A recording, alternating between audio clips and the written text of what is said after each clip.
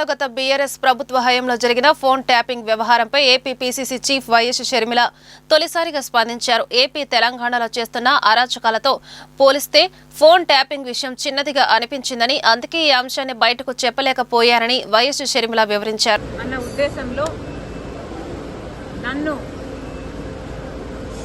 ఎలాగైనా సరే నా భవిష్యత్తును పాతిపెట్టాలి అన్న ఉద్దేశంతో ఎన్నో చేశారు.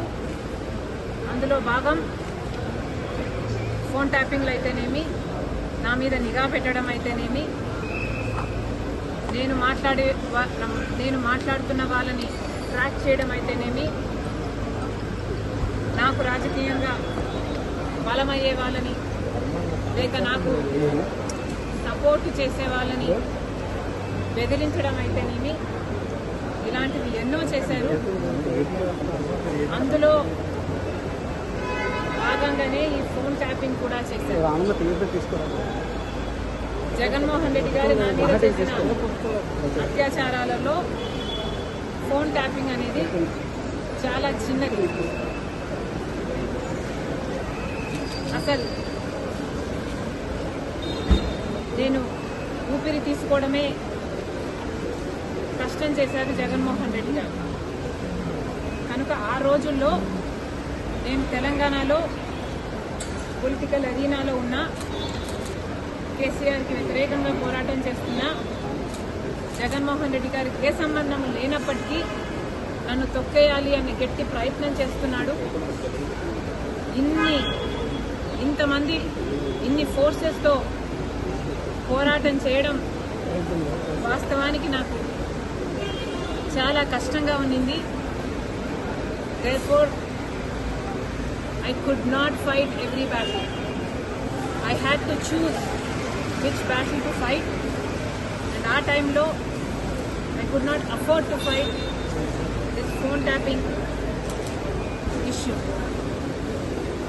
నేను ఏ పోరాటాలు చేయాలి అన్నది నా సర్వైవల్ కోసం నేను పోరాటాలు చేస్తున్నా.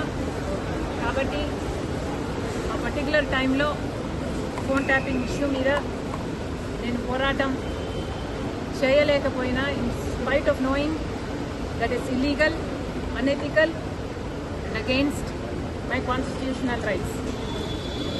కానీ ఇప్పుడు నేను చెప్తున్నాను, ఫోన్ ట్యాపింగ్ జరిగిన మాట వాస్తవం, ముమ్మాటికి నిజం.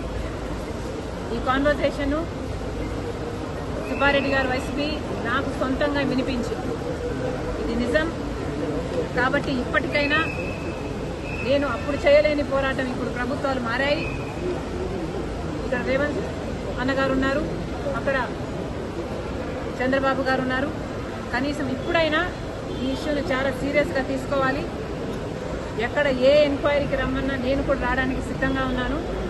తప్పు జరిగింది, ఆ తప్పుకు శిక్ష కూడా పడాల్సిన అవసరం ఉంది.